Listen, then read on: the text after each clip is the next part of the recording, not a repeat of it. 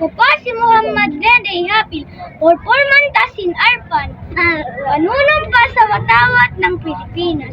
Ako ay Pilipino, buong katapatang nanunumpa sa watawat ng Pilipinas at sa bansang kanyang sinasagisag na may dangal, katarungan at kalayaan na pinakikilos ng sambayan, makadiyos, makatao, makakalikasan at makabansa.